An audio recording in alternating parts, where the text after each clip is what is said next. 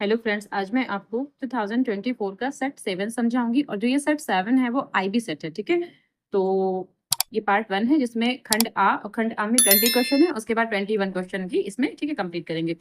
तो ये पहला क्वेश्चन है, यदि 65 और 117 के एचसीएफ को, ठीक है 65 और 117 के एचसीएफ को 65p माइनस 117 के रूप में व्यक्त किया जाता है तो p का मान क्या होगा। तो ठीक है, बहुत ही टफ नहीं है, सिंपल सा क्वेश्चन है, समझाते हैं कैसे करना है।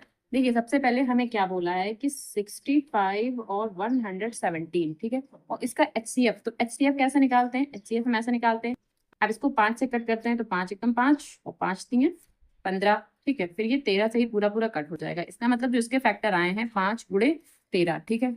अब 117 के भी फैक्टर कर लेते हैं, तो ये हमारा 3 से कट होगा, 3 तीन 9 और 3 नाम 27, फिर 3 से होगा 3 एकम 3 3 तीन 9, फिर 13 से हो जाएगा तो ये 1 हो गया यहाँ पर, ठीक है। तो अब जो इसके फैक्टर आए हैं, इसके आए हैं ये, अच्छा 3 है, ओके, तो ये 3 मल्टीप्लाई कितना 13।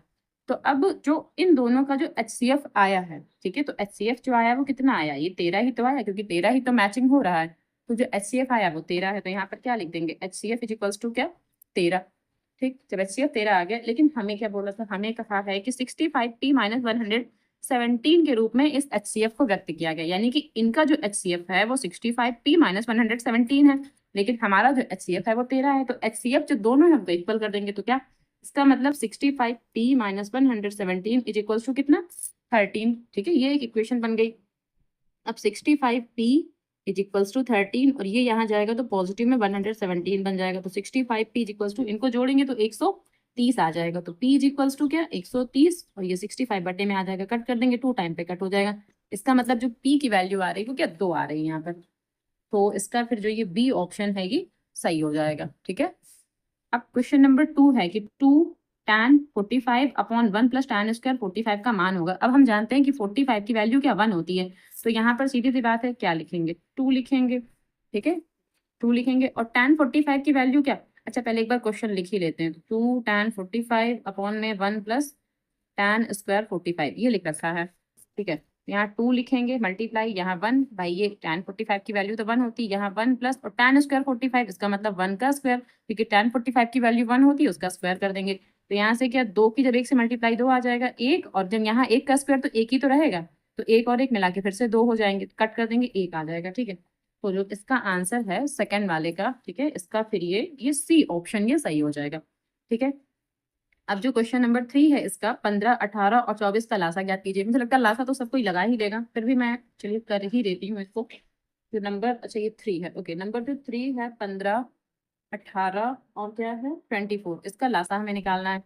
तो लासा अब एक साथ निकालने हैं, कैसे ही निकालने हैं, तो हम इसको एक साथ ही कर ले रहे हैं, तो हम इसको एक साथ ही तो हम इसको एक ही साथ कर ले रहे हैं, क्योंकि ऑप्शनल क्वेश्चन है, बस हमें लासा बताना है, कैसे ही हम कर सकते हैं। 2 से कट करेंगे तो 15 नहीं होगा, यहाँ 9 आ जाएगा, यहाँ 12 हो जाएगा, फिर 2 से करेंगे तो ये 15 नहीं होगा, 9 भी नहीं होगा, यहाँ 6 हो जाएगा, फिर अभी 2 से कट करेंगे, यहाँ 3 हो जाएगा, ये भी नहीं होगा, ये भी नहीं होगा, ठीक है। अब इसको 3 से कट कर लेते हैं, 3 से तो 5 15, 3 3 9, 3 कम 3, तो इसको फिर 3 से करेंगे तो ये 1 1, तो यहाँ 5 हो जाएगा, इसको 5 से कर लेंगे तो ये पूरा कट हो गया। बस लासा ही निकालना था, किसी भी प्रोसेस से निकालें, क्योंकि इसको तो हमें ओएमआर शीट पे फिल करना है ना।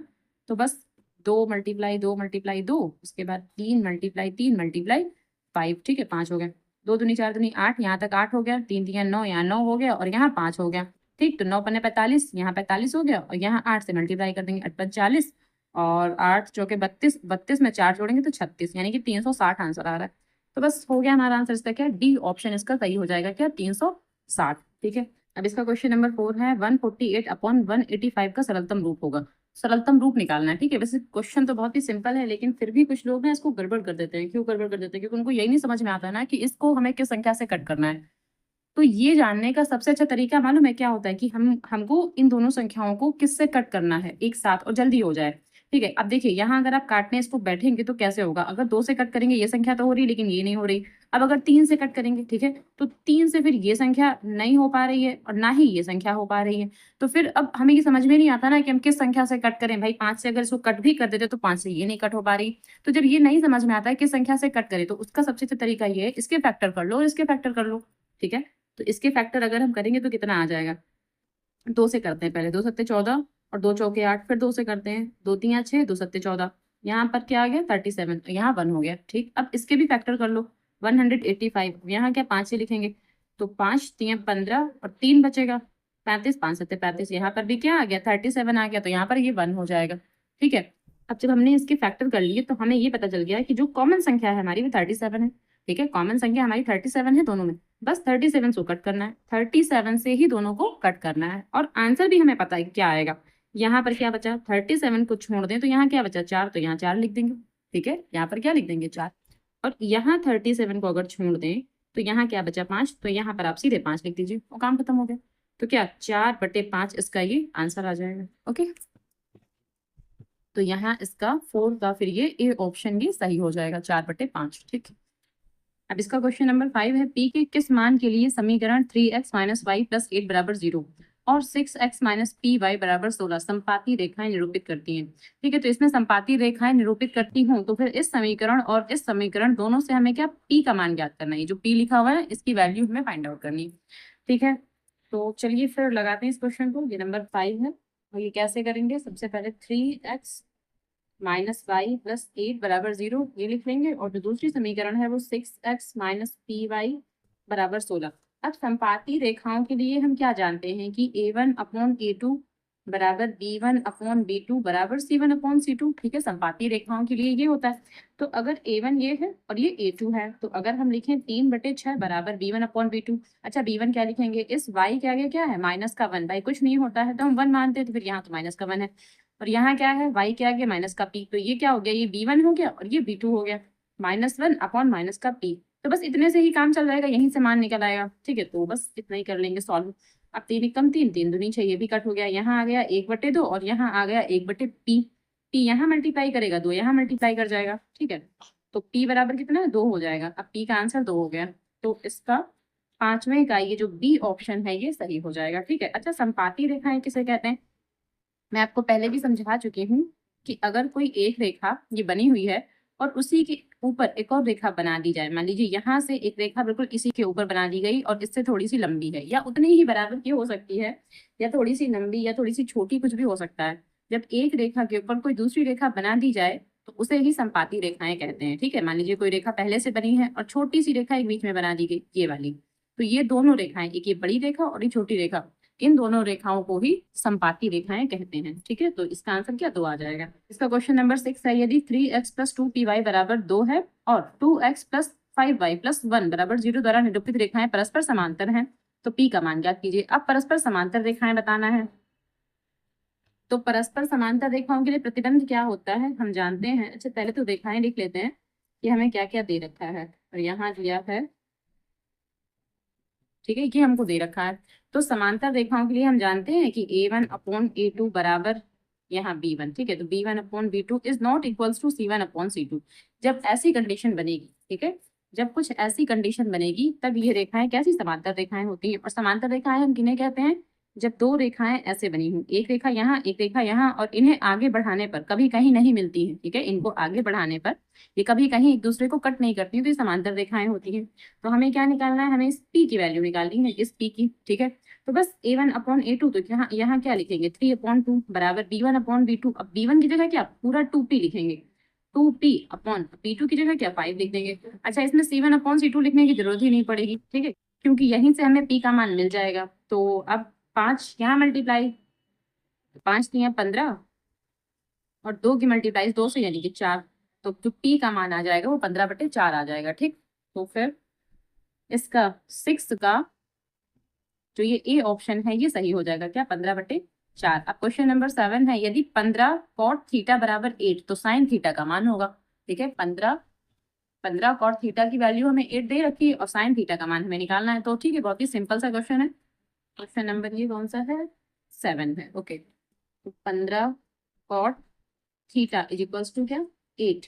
अब हम जानते हैं कि अगर हम इसको ऐसे लिखते हैं cot थीटा बराबर 8/15, और जो cot होता है ये किसका ट्रिग्नोमेट्रिक रेशियो होता है, तो इसका जो ट्रिग्नोमेट्रिक रेशियो होता है वो होता है आधार बटे लंब। ठीक है, ये आधार होता है ये लंब होता है, तो हमें आधार पता है लंब भी पता है, हमें कर्ण निकालना है। तो कर्ण बराबर क्या होता है, लंब का स्क्वायर प्लस आधार का स्क्वायर, यही तो लिखते हैं।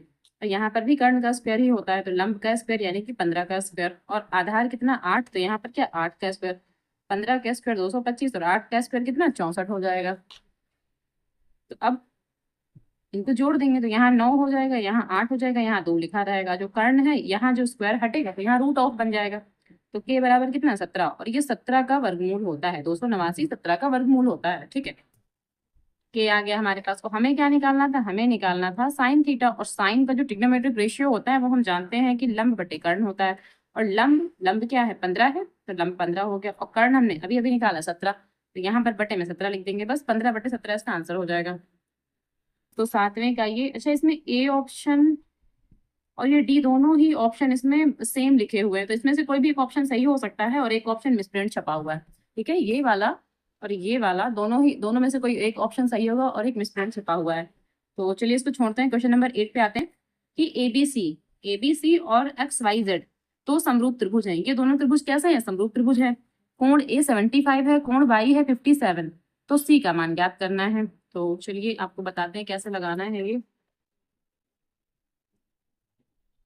यहाँ से बनाते हैं, ये 8 वाला है। अब यहाँ पर दो ट्राइंगल हमको दे रखे हैं, एक तो ट्राइंगल है ABC और दूसरा ट्राइंगल है XYZ, ये दे रखा है।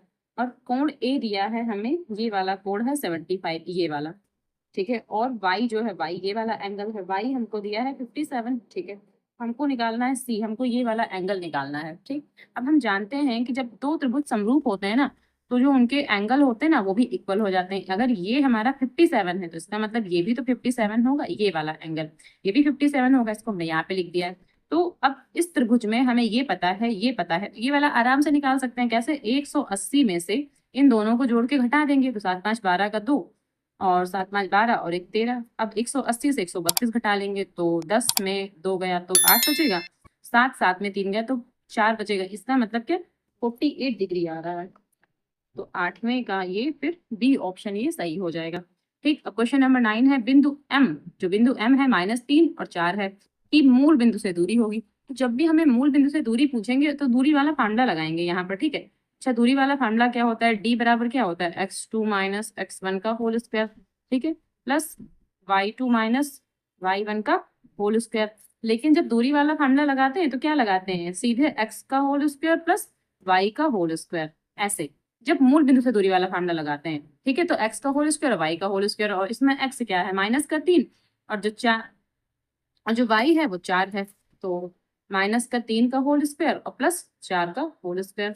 बस इतना ही करना था, 3 का स्क्वायर 9 हो जाएगा, 4 का स्क्वायर 16 हो जाएगा, रूट ऑफ कर देंगे, ये बन जाएगा 25, और 25 का हम जानते हैं 5 होता है। तो बस जो दूरी निकल के आएगी हमारी, ठीक है, इसमें जो क्वेश्चन नंबर 9 है इसका जो आंसर है ये ए ऑप्शन सही हो जाएगा। जो दूरी है वो 5 आ जाएगी, 5 मात्रक। ठीक है, क्वेश्चन नंबर 10 है बिंदुओं -2 6 और -2 10, यहाँ -2 6 है, यहाँ -2 10 है, को मिलाने वाले रेखाखंड के मध्य बिंदु के निर्देशांक ज्ञात कीजिए। ये भी बहुत ही सिंपल सा क्वेश्चन है। जो हमें बिंदु दे रखे हैं वो -2 और 6 दे रखे हैं, दूसरा बिंदु दिया है -2 और 10 दे रखा है। ठीक है, हमें मध्य बिंदु के निर्देशांक निकालने हैं, तो हम फार्मूला जानते हैं इसका, क्या x1 प्लस x2/2, यही तो मध्य बिंदु के निर्देशांक का फार्मूला होता है। फिर यहाँ y1 प्लस y2/2, ये मध्य बिंदु के निर्देशांक निकालने के लिए फार्मूला होता है। ये x1 है, ये y1 है, ये x2 है, ये y2 है। तो हमें क्या x1 प्लस x2, तो ये x1 है और ये x2 है। ठीक है, तो -2 और प्लस फिर यहाँ पर भी -2, तो ये लिख देंगे, और अपॉन में 2 कॉमा y1 y2, तो y1 कितना 6 है और प्लस y2 कितना 10 है, तो 10 लिख देंगे, अपॉन में 2 लिख देंगे। अब माइनस का 2 और ये प्लस माइनस फिर से माइनस हो जाएंगे, तो माइनस का 2, यहाँ 6 और 10 मिला के 16, 16 बटे 2, तो यहाँ से -4 बटे 2, तो यहाँ से क्या इसको कट कर देंगे तो 8, यहाँ तो 8 आ गया, को कट कर देंगे तो -2, इसका मतलब -2 और 8। ठीक है, मध्य बिंदु के निर्देशांक निकल कर क्या आए हैं, -2 और 8। तो 10वें का ये ए ऑप्शन ये सही हो जाएगा, क्या -2 और 8 ये मध्य बिंदु के निर्देशांक हो जाएंगे। क्वेश्चन नंबर 11 है किसी समबाहु त्रिभुज एबीसी, तो हमें एक समबाहु त्रिभुज एबीसी दिया है जिसमें जो एडी है वो लंब है बीसी पर। ठीक है, तो एडी स्क्वायर किसके बराबर होगा ये हमें बताना है। ठीक है, तो चलिए पहले आपको चित्र बना के समझाते हैं कैसे बनेगा। वैसे सवाल ये इजी है, बहुत टफ नहीं है। एबीसी ये समबाहु त्रिभुज है। ठीक है, समबाहु त्रिभुज है, तो जो ये AB है और जो ये BC है और जो ये AC है, ये तीनों भुजाएं इक्वल है। पहले तो हमको ये पता है क्या क्या, कि जो ए बी है बराबर बी सी है बराबर सी ए, ठीक है, ये तीनों भुजाएं एक दूसरे के इक्वल हैं। पहली बात तो हमें ये पता है, ठीक है। अब एक बोला है डी लेना है बीसी पर, जो कि इस तरह से लंब होना चाहिए, यानी कि एडी लंब होना चाहिए बी, ठीक है, एडी लंब होना चाहिए बीसी पर, हमको ये पता है। अच्छा एक चीज और, अगर ये लंब है और ये समबाहु त्रिभुज है तो इसका मतलब ये जो लंब, इसको इसके ऊपर जो लंब पड़ा है ना, ये इन दोनों भुजाओं को, ठीक है, बराबर दूरी पर कट करेगा, मतलब ये मिड पॉइंट होगा हमारा। तो जब ये मिड पॉइंट होगा तो ये दूरी दोनों बराबर हो जाएंगी, मतलब ये इतनी दूरी और इतनी दूरी दोनों इक्वल हो जाएंगी। तो कहने का मतलब हम ये कह सकते हैं इसमें कि अगर ये बीसी, बीसी को हम लिख सकते हैं बीडी प्लस डीसी या सीडी, ठीक है, बीसी को हम लिख सकते हैं बीडी प्लस डीसी या सीडी, ऐसे लिख सकते हैं। और जो ये सीडी दूरी है वो बीडी के बराबर है, तो बीडी की जगह वापस से सीडी लिख सकते हैं भाई। जो सीडी दूरी है वो बीडी के बराबर है, तो ये दोनों दूरी बराबर है, तो इसकी जगह पर, इतनी दूरी की जगह पर ये सीडी लिख दिया, इसकी जगह पर प्लस ये सीडी है और यहाँ पर क्या बीसी है, ठीक। तो अब ये सीडी और सीडी मिला के 2CD बन जाएंगे, सीडी सीडी मिला के क्या 2CD बन जाएंगे, और यहाँ ये बीसी ऐसे ही लिखा रहेगा। तो अगर हमें ये आवश्यकता पड़ेगी, और ये हमें इसमें आवश्यकता पड़ने वाली है, ठीक है, ये इसकी आवश्यकता हमें इसमें पड़ने वाली है, तो ये वाला जहां पर यूज होगा उसको बीसी की जगह ये 2CD यूज करेंगे, ठीक। अच्छा अब हम देखते हैं इस वाले ट्राइंगल की। अगर हम इस ट्राइंगल की बात करते हैं तो इसमें ये 90 डिग्री का एंगल है, तो अगर ये 90 डिग्री का है तो जो ये वाला, ये क्या, ये तो फिर कर्ण हो जाएगा। तो कर्ण का स्क्वायर क्या होता है, कर्ण का स्क्वायर बराबर लंब के स्क्वायर प्लस आधार के स्क्वायर के बराबर होता है। तो ये कर्ण है, कर्ण मतलब AC, तो यहाँ हम लिख सकते हैं कि AC का स्क्वायर, भाई ये कर्ण है तो कर्ण AC, AC का स्क्वायर बराबर क्या होगा, ये लंब है तो बराबर क्या, लंब, लंब मतलब AD, तो AD का स्क्वायर, ठीक है। और प्लस किसके, ये आधार है DC, तो ये DC का स्क्वायर हो गया, DC का स्क्वायर हो गया। अच्छा जो ये AC है, अब देखिए जो ये AC है, AC की जगह हम BC लिख सकते हैं, क्योंकि AC या CA एक ही बात है, तो AC की जगह BC लिखा जा सकता है क्योंकि ये बराबर है, ठीक है। तो AC की जगह हम ये BC लिख देंगे, यहाँ हमने कर दिया BC का स्क्वायर बराबर AD का स्क्वायर और प्लस ये क्या है DC का स्क्वायर। अब BC की जगह हमने अभी अभी निकाल के रखा था 2CD, तो यहाँ पर क्या लिख देंगे 2CD, ठीक है, यहाँ 2CD लिख देंगे और उसका क्या होल स्क्वायर कर देंगे, और ये है AD का स्क्वायर और प्लस यहाँ पर DC का स्क्वायर, ये लिख दिया हमने। अब 2CD का मतलब क्या हो गया 4CD स्क्वायर, भाई 2 का स्क्वायर हो गया 4 और CD स्क्वायर ऐसे लिखा रहा, बराबर में क्या AD स्क्वायर और प्लस क्या ये DC स्क्वायर हो गया। या CD यहाँ पर भी लिख सकते हैं, DC की जगह नॉर्मली यहाँ CD ही लिख सकते हैं क्योंकि DC और CD इक्वल है, यहाँ CD है तो यहाँ CD कर देना चाहिए था। ओके तो चलिए थोड़ा सा ठीक करते हैं इसको, या नहीं भी करते हैं, वैसे भी हमें ऑप्शनल ही करना है।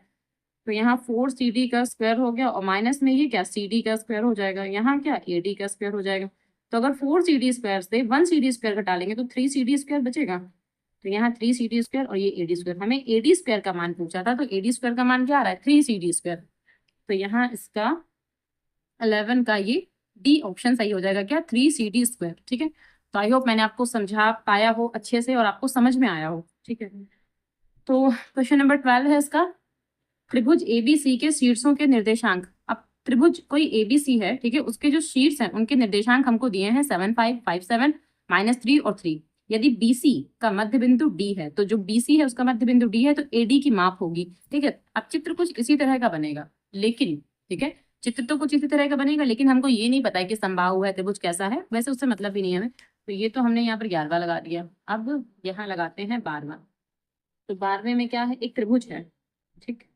अब एक त्रिभुज है और त्रिभुज का नाम ABC है, तो नाम भी लिख देंगे क्रमशः, क्रमशः बोला इसका मतलब ये 7 5 ही रहेगा, और इसको लेंगे 5 और 7, ठीक है, और इसको लेंगे -3 और 3, क्योंकि क्रमशः बोला है तो हमें क्रम से ही लेना होता है, ठीक। अब BC का मध्य बिंदु D बोला है, तो BC तो ये है, इसका मिड पॉइंट ये D है, तो BC का मध्य बिंदु ये D है, तो AD की माप होगी। अच्छा AD क्या, AD तो यही हुआ ना भाई, ये A है तो ये D है, तो AD की माप हमें निकालना है, इसकी माप निकालना है। माप मतलब इसकी दूरी निकालना है, माप का मतलब क्या है, इसकी AD की दूरी निकालना है कि AD की लंबाई क्या है, दूरी, तो दूरी वाला फार्मूला लग जाएगा। अच्छा इसके तो निर्देशांक पता है, इसके निर्देशांक भी तो पता होने चाहिए, तब तो हम ये AD वाला दूरी वाला फार्मूला लगा पाएंगे। तो इसके निर्देशांक निकालने के लिए क्या करेंगे, इसके निर्देशांक निकालने के लिए मध्य बिंदु वाला फार्मूला लगाएंगे, क्योंकि ये जो D है ये मिड पॉइंट है, इसमें लिखा हुआ था कि D जो है BC का मध्य बिंदु है, जब ये मध्य बिंदु है तो मध्य बिंदु वाला फार्मूला लगाएंगे। तो मध्य बिंदु वाला फार्मूला कैसे, इससे और इससे लगाएंगे, तो क्या होता है मध्य बिंदु का फार्मूला x1 + x2/2, अभी पीछे हम लगा भी चुके हैं आपको। यहाँ से क्या y1 + y2 और अपॉन में क्या 2 हो जाता है ये, ठीक। तो x1 + x2, x1 क्या मतलब 5 है ये, और ये x2 का मतलब क्या -3 है, तो ये 5 और प्लस यहाँ -3, बटे में 2 comma y1 plus y2, y1 क्या है 7 है, प्लस y2 कितना 3 है, अपॉन में 2 लिख देंगे। ठीक, अब यहाँ 5 में 3 घटाएंगे क्योंकि ये जो माइनस है इस प्लस को माइनस कर देगा, तो 5 में जब 3 जाएगा 2 बचेगा, 2/2। यहाँ कितना 10/2, यहाँ से 1 आ गया, यहाँ से 5 आ गया, तो इसका मतलब ये जो डी पॉइंट है ये आएगा 1,5। ठीक है, जो डी पॉइंट है वो 1,5 आएगा। अब हमें इस एडी की दूरी निकालनी है, तो इसका मतलब एक बिंदु हमें ये दिया है, एक बिंदु ये दिया है, बस दूरी निकालेंगे कैसे।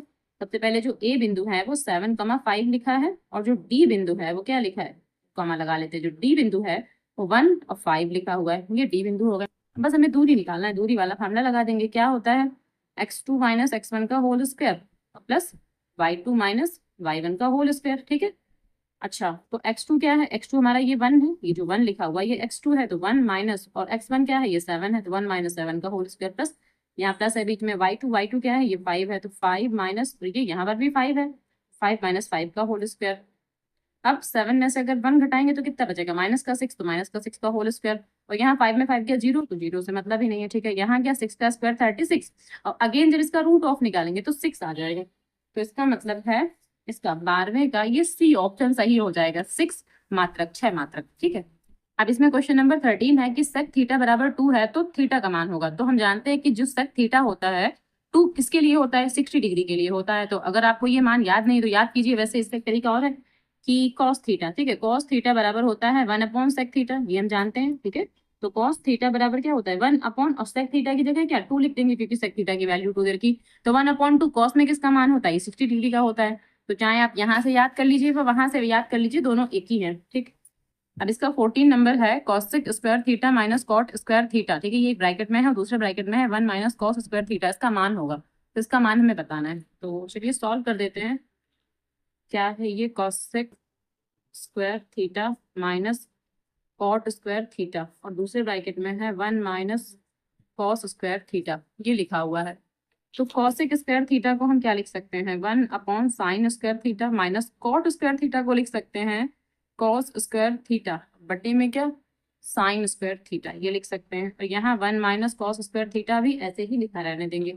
अब यहाँ साइन स्क्वायर थीटा तो कॉमन ले लेंगे, ऊपर क्या बचेगा 1 माइनस कॉस स्क्वायर थीटा। ठीक है, और यहाँ पर भी क्या है 1 माइनस कॉस स्क्वायर थीटा, यहाँ पर भी वही चीज लिखी हुई है। ठीक है, तो अब 1 माइनस यहाँ, अच्छा एक चीज 1 माइनस कॉस स्क्वायर, अच्छा ठीक है लिखा रहने देते हैं 1 माइनस कॉस स्क्वायर थीटा, और यहाँ पर क्या ये फार्मूला बन जाता है किसका साइन स्क्वायर थीटा का, और बटे में क्या साइन स्क्वायर थीटा, तो यहाँ से तो ये कैंसिल हो गया। अब बचा क्या, सिर्फ इतना ही तो बचा 1 माइनस कॉस स्क्वायर थीटा, और 1 माइनस कॉस स्क्वायर थीटा को हम क्या लिखते हैं साइन स्क्वायर थीटा, क्योंकि ये फार्मूला हो जाता है किसका साइन स्क्वायर थीटा का।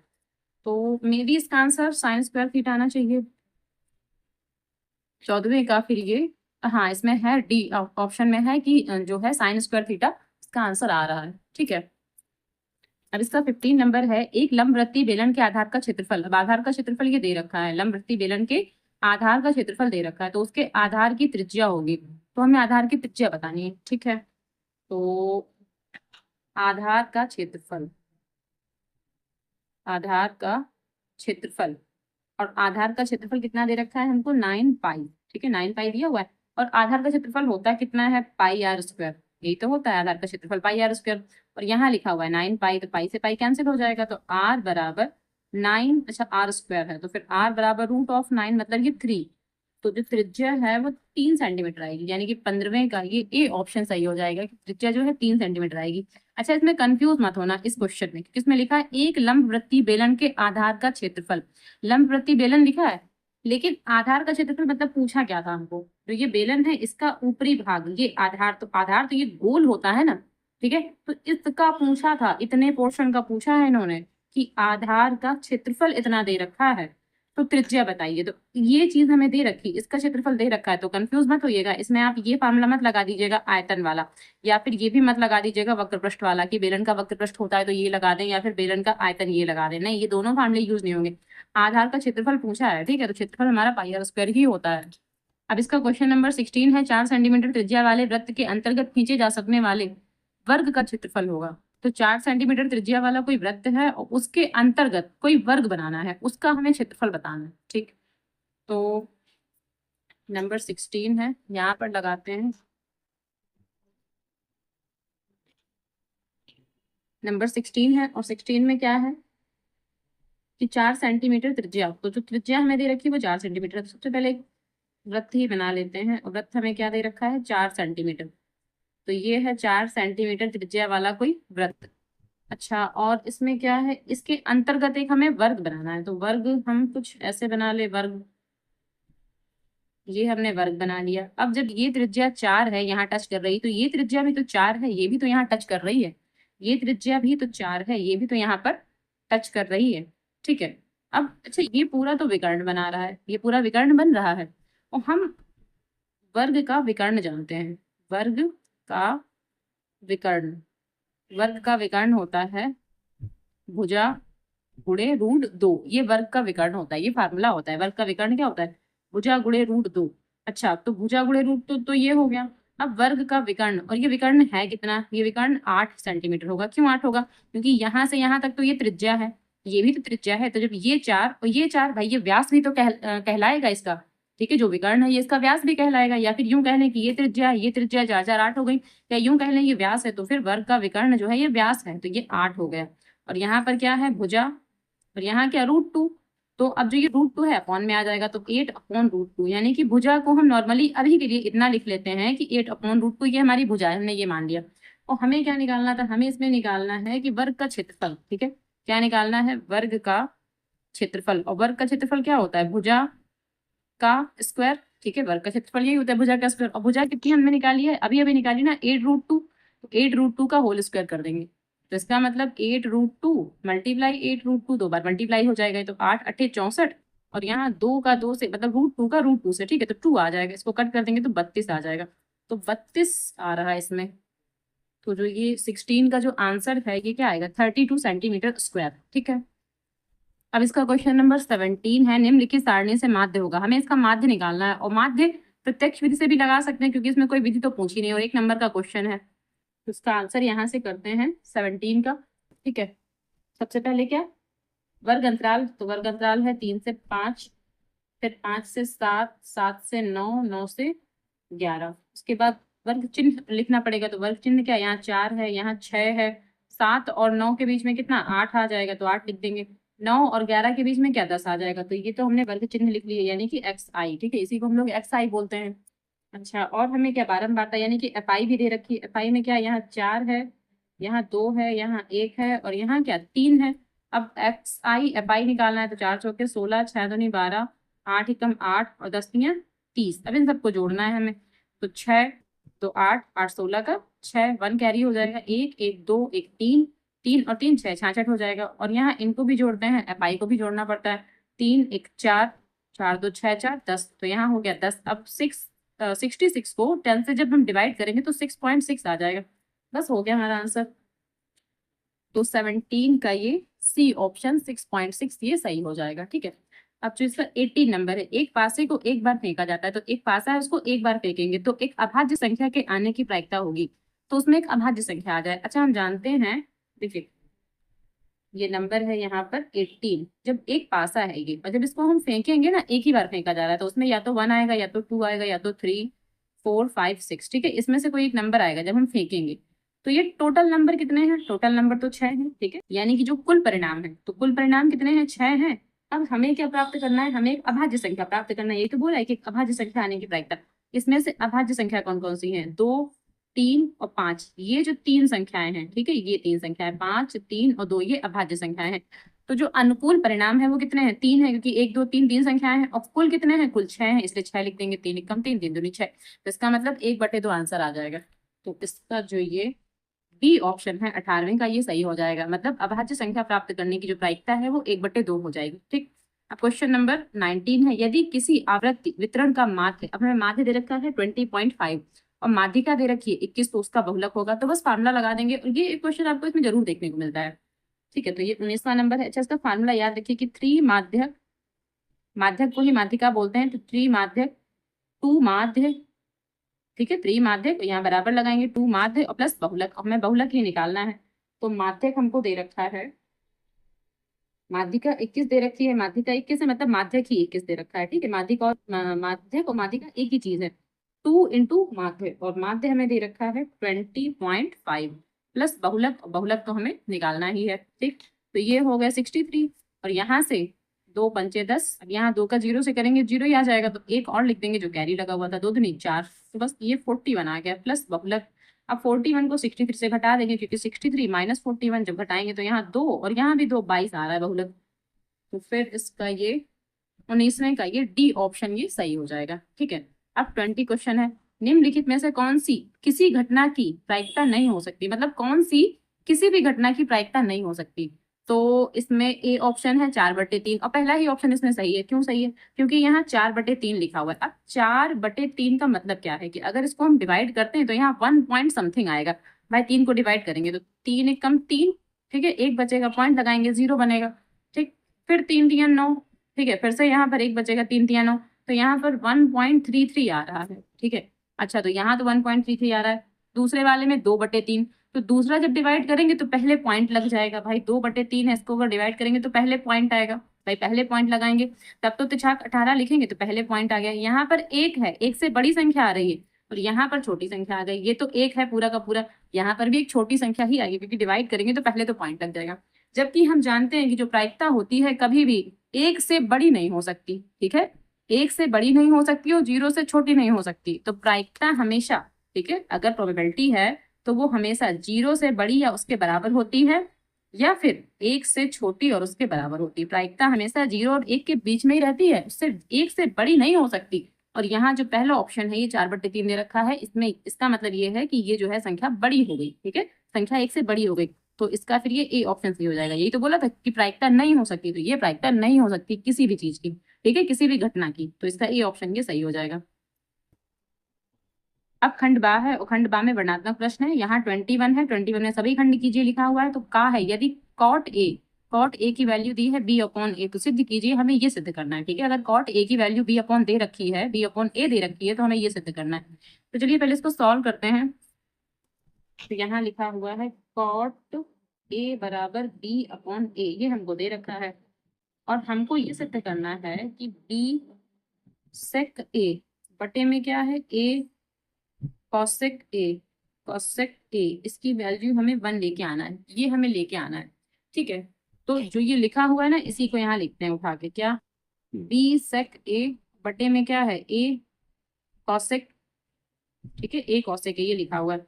अब इसको क्या करेंगे, जो ये b लिखा हुआ तो ठीक है, sec a को लिख सकते हैं 1/cos a, ठीक है, sec a को लिख सकते हैं 1/cos a, अपॉन ये a लिखा है a तो लिखा रहेगा, और cosec a को लिख सकते हैं मल्टीप्लाई में 1/sin है, ठीक है, यहाँ पर क्या लिख देंगे 1/sin है। अब जो ये साइन है, साइन यहाँ मल्टीप्लाई करेगा और जो ये a है, भाई a इंटू 1 मतलब a हो जाएगा, तो जो ये चीज है ये यहाँ मल्टीप्लाई करेगा, ठीक है। तो इसको क्या b की जब 1 से मल्टीप्लाई करेंगे तो b आ जाएगा और ये साइन a ऊपर आ जाएगा, साइन a, ठीक। अब जो ये cos a है, cos a यहीं लिखा रहने देते हैं, cos a यहीं लिखा रहेगा, जो ये a है ये भी यहाँ मल्टीप्लाई करेगा तो आगे यहाँ इस तरफ लिख देते हैं, a यहाँ हमने लिख दिया, ठीक। तो अब इसको लिख सकते हैं b/a और ये क्या हो गया साइन a बटे cos a, ठीक है, ऐसे लिख सकते हैं। अब यहाँ लिखते हैं b/a और साइन a बटे cos a क्या हो जाता है tan a, tan a होता है, ठीक है, यहाँ हमने tan a लिख लिया। तो यहाँ क्या b/a मल्टीप्लाई और tan a जो होता है 1/cot a का उल्टा होता है, तो यहाँ पर क्या लिख लेंगे 1/cot a, ठीक है, भाई tan a 1/cot a का जस्ट अपोजिट होता है तो यहाँ लिख लेंगे 1/cot a, फिर b/a इंटू और cot a की वैल्यू हमको इस क्वेश्चन में गिवन है, ये क्या है b/a, cot a की वैल्यू क्या b/a, यहाँ पर क्या लिख देंगे, यहाँ b लिखेंगे अपॉन में a यहाँ लिखेंगे, तो जो ये a है, ठीक है, जो ये a है ये यहाँ घूम के चलाएगा वापस, तो इसका मतलब b/a और इसके अपॉन में a है और ये जो b है ये इसके अपॉन में है, ठीक। तो फिर अब ये कैंसिल हो जाएंगे, अब क्या बचा 1 बचा, तो बस ये हम लेफ्ट हैंड साइड लेकर चलेंगे, तो यहाँ डाल देंगे लेफ्ट हैंड साइड और यहाँ क्या डाल देंगे राइट हैंड साइड, ठीक। तो यहाँ एक बार लिख देंगे कि अतः b sec a बराबर a cosec a, ठीक है, a cosec a बराबर 1, प्रूव्ड कि ये हमने प्रूव कर दिया है, यहाँ पर ऐसे डाल देंगे, ठीक है। अब ये 21 का खा पार्ट है और खा में लिखा हुआ है x के किस मान के लिए, ठीक है, x के किस मान के लिए 2x, x + 8 तथा 3x + 1 समांतर श्रेणी में होंगे। तो x का हमें मान निकालना है कि ये समांतर श्रेणी में हो, उस वक्त x की वैल्यू क्या होनी चाहिए, ठीक है। अच्छा, तो इसमें हम जानते हैं कि जो समांतर श्रेणी होती ना उसका डिफरेंस हमेशा इक्वल आता है। ठीक है, तो ये और एक और लिखा हुआ है 3x+1। ठीक है, जो इनका डिफरेंस आता है वो इक्वल आता है, यानी कि अगर इसमें से ये घटाएंगे तब भी इक्वल आएगा और इसमें से ये घटाएंगे तब भी इक्वल आना चाहिए। तो पहले इसमें से ये घटाते हैं, यानी कि x+8। ठीक है, और माइनस, यहाँ चाहे हम लिख सकते हैं, ये अगर हमारा a1 पद है, ये a2 है और ये a3 है, तो एक बार चाहे यहाँ ऐसे लिख दें कि a2 माइनस a1 बराबर a3 माइनस a2, और यहाँ पर क्या लिखेंगे, यहाँ लिखते हैं क्या, समांतर श्रेणी में होने के लिए, होने के लिए। ठीक है, तो यहाँ क्या, a2 माइनस a1 और यहाँ a3 माइनस a2। अच्छा, तो a2 क्या है, ये है, तो x+8। ठीक है, माइनस a1 क्या है, 2x है, तो यहाँ 2x लिख देंगे बराबर a3 क्या है हमारे पास, 3x+1 और माइनस a2 क्या है, x+8, तो ऐसे लिख देंगे। फिर यहाँ अच्छा, ये 2x में से अगर हम x घटाएंगे तो माइनस का x बचेगा, +8 ऐसे लिखा रहेगा। अब यहाँ 3x+1 और ये माइनस का x माइनस का 8 ऐसे लिख देंगे। तो अब -x+8 ऐसे लिखा रहेगा। अब ये 3x और यहाँ x, तो ये 2x हो जाएंगे भाई, 3x में से एक x घटेगा तो x बचेगा।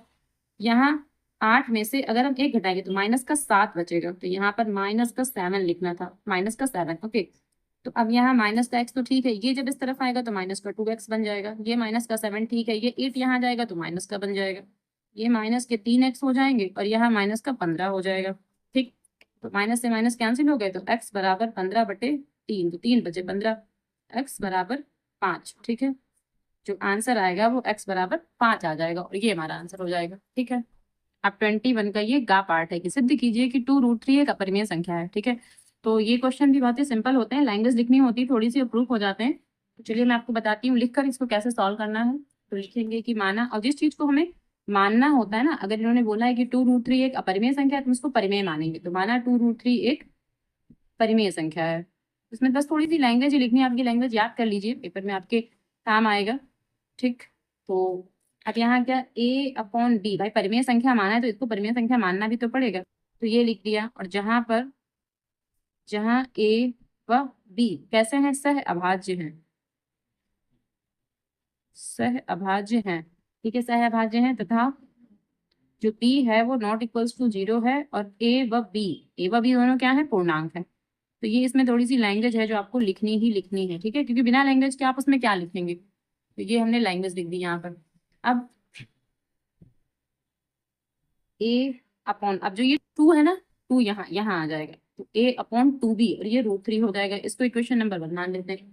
अब बस इसमें कुछ नहीं लिखना है, इतना हो गया, समझ लो सवाल हमारा सॉल्व हो गया। बस लैंग्वेज है जो आपको याद करनी है। अब लिखना है, चूंकि a b व 2, भाई a b व 2, ठीक है, सभी क्या है, सभी पूर्णांक है, हम जानते हैं कि सभी पूर्णांक है, तो ये सभी क्या है, पूर्णांक है। ठीक है, अतः जब ये सभी पूर्णांक हैं तो इनसे बनने वाली संख्या एक परिमेय संख्या होगी, तो अतः a/2b एक परिमेय संख्या होगी, एक परिमेय संख्या होगी, ये लिख दिया हमने। ठीक है, इसका मतलब क्या है कि अतः √3 भी फिर एक परिमेय संख्या होनी चाहिए, तो √3 भी एक परिमेय संख्या होगी। लेकिन हम तो पहले से जानते हैं कि √3 जो है एक अपरिमेय संख्या है, तो क्या लिखेंगे, परंतु यह इसका विरोधाभास है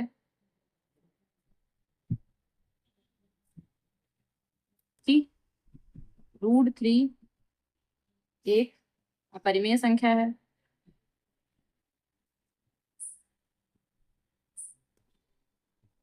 ठीक है, ये इसका विरोधाभास है कि √3 एक अपरिमेय संख्या है, अतः बस अब लिख देंगे क्या, कि 2√3 एक अपरिमेय संख्या है।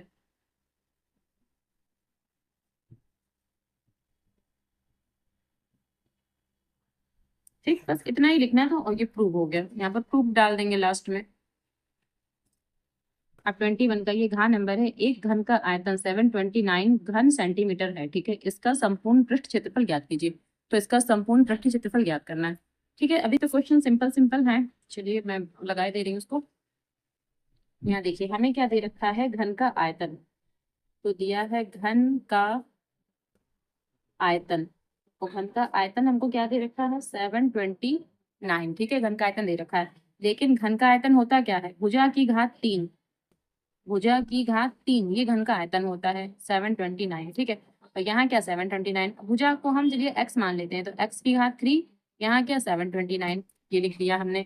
अब जो ये 3 है जब यहाँ से बनेगा तो यहाँ क्यूब रूट बन जाएगा, तो x बराबर क्यूब रूट किसका 729 का, और इसका 9 आता है, इसका 9 आता है कैसे, अच्छा यहाँ 3 बनाना था क्योंकि क्यूब रूट बना रहे हैं ना, तो ये 3 हो गया, यहाँ 3 लिखेंगे। इसका 9 आता है क्योंकि 9 नाम 81, 81 नाम 729, ठीक है, तो ये 729 इसी का होता है।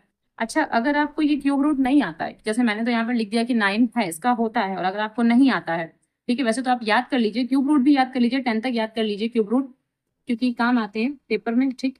तो यहाँ साइड में निकाल भी सकते हैं, लेकिन उसमें टाइम वेस्ट हो जाता है। कैसे, सबसे पहले इसको 3 से कट करेंगे, तो 3 दूनी 6, 3 चौके 12 और 3 तियां 9, फिर 3 से करेंगे, 3 अट्ठे 24, 3 एकम 3, फिर 3 से करेंगे, 3 दूनी 6, 3 सत्ते 21, फिर 3 से करेंगे, 3 नाम 27, फिर 3 से करेंगे, 3 तियां 9, फिर 3 से करेंगे, 3 एकम 3, ठीक है। तो अगर क्यूब रूट नहीं लड़ना है तो इस तरह से कीजिए, फिर 3 3 के जोड़े बनाएंगे, क्योंकि क्यूब रूट है इसका मतलब यहाँ 3 3 के जोड़े बनेंगे, तो ये 3 और ये 3 3 3 के जोड़े बन गए, इसमें से एक 3 ले लेंगे और इसमें से एक 3 ले लेंगे, तो 3 तियां कितना हो गया 9 हो जाएगा ये, ठीक है, ये 9 हो जाएगा। तो यहाँ पर 729 का जो क्यूब रूट आएगा वो 9 आ जाएगा। तो यहाँ भुजा यानी कि जो घन का आयतन तो हमें पता था, तो हमें घन की भुजा पता हो गई क्या 9 है। अब हमें क्या निकालना है, हमें इसी घन का संपूर्ण पृष्ठ क्षेत्रफल निकालना है। तो लिखेंगे घन का संपूर्ण पृष्ठ क्षेत्रफल, और इसका फार्मूला होता है 6 और ए स्क्वायर, ए मतलब भुजा, यानी कि अगर हमने भुजा x मानी तो यहाँ पर फिर x का स्क्वायर, ठीक है, जो भी हम भुजा मानेंगे वो यहाँ लिखना पड़ेगा उसका स्क्वायर। तो ये संपूर्ण पृष्ठ क्षेत्रफल होता है क्या 6 मल्टीप्लाई और x हमारा क्या निकल के आया 9, तो यहाँ 9 का क्या कर देंगे स्क्वायर कर देंगे, तो 6 और 9 नाम 81 हो गया, यहाँ पर 6 एकदम 6 और 6 अठे 48 सेंटीमीटर स्क्वायर, ये आंसर आ गया हमारा, ठीक है। तो घन का संपूर्ण पृष्ठ क्षेत्रफल क्या हो गया 486 सेंटीमीटर स्क्वायर, और ये साइड में कर देंगे, ठीक है। अब 21 का ये अड़ा वाला पार्ट है कि बिंदु 2, -3 और -4 और 6 को मिलाने वाले रेखाखंड को 1:2, ठीक है, के अनुपात में अंतः विभाजित करने वाले बिंदु के निर्देशांक ज्ञात कीजिए। अच्छा बहुत ही इजी क्वेश्चन है, जिसमें सिर्फ फार्मूले में मान रखना है और आंसर आ जाएगा। तो चलिए बिंदु हमें कौन कौन से दे रखे हैं, बिंदु जो इसको x1 y1 मान लेते हैं, तो x1 y1 हमें दिया है 2, -3, ठीक है, और दूसरे को मान लेते हैं x2 y2, ठीक है। दूसरा जो बिंदु है उसको x2 y2 माना है वो है -4 और यहाँ पर 6, और m1 m2 भी हमें दिया है, m1 अनुपात m2 दे रखा है 1:2, ठीक है। तो अब वो जो विभाजन सूत्र वाला फार्मूला है वो लगाएंगे यहाँ पर, तो क्या लिखेंगे विभाजन सूत्र, विभाजन सूत्र से, विभाजन सूत्र से क्या लिखेंगे x, y बराबर में क्या अपना फार्मूला लिखेंगे क्या m1 x2 plus m2 x1 upon में m1 प्लस m2, दूसरा लिखेंगे ऐसे ब्रैकेट लगा देंगे। अब यहाँ लिखेंगे क्या m1 y2 plus m2 y1 और अपॉन में m1 प्लस m2, तो ये तो हमने फार्मूला लिख लिया यहाँ पर, ठीक है।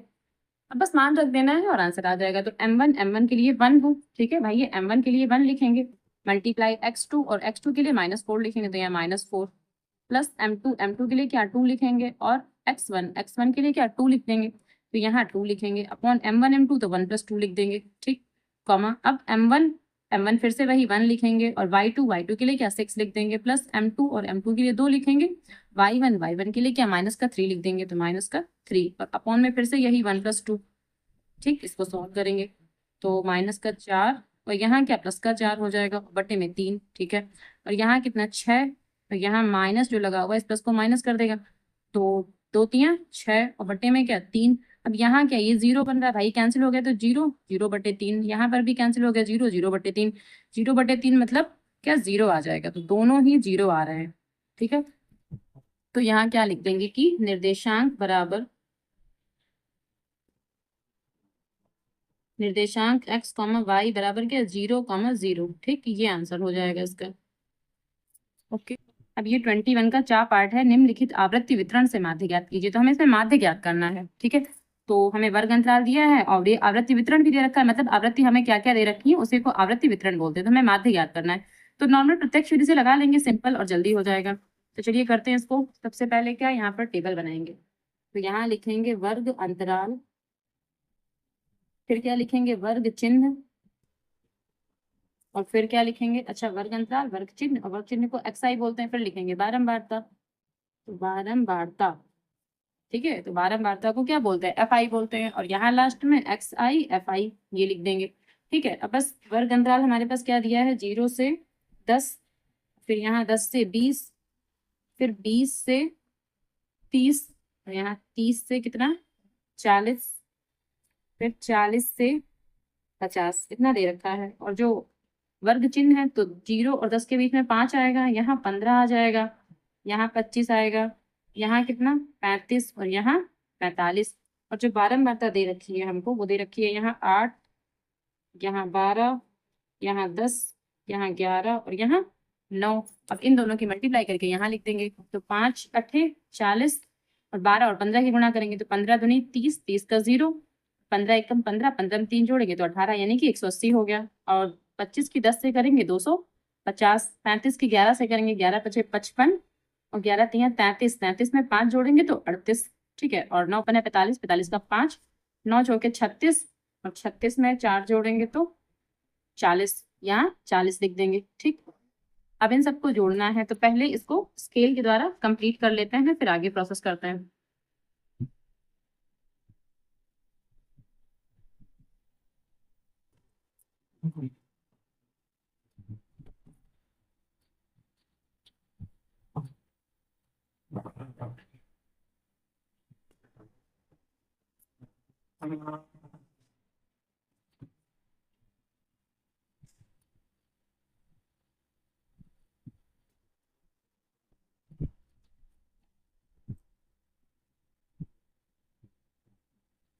तो अब ये हमने कंप्लीट कर लिया है। अब इनको जोड़ेंगे, 5 5 10, उसका 0, 1 कैरी हो जाएगा, 8 8 16, 16 और 4 20, 5 25, 25 में 1 जोड़ेंगे तो 26, 26 का 6, 2 कैरी हो जाएगा, 4 2 6, 3 9, 2 11, 1 12, यहाँ 12 लिख देंगे। तो ये 1260 हो गया।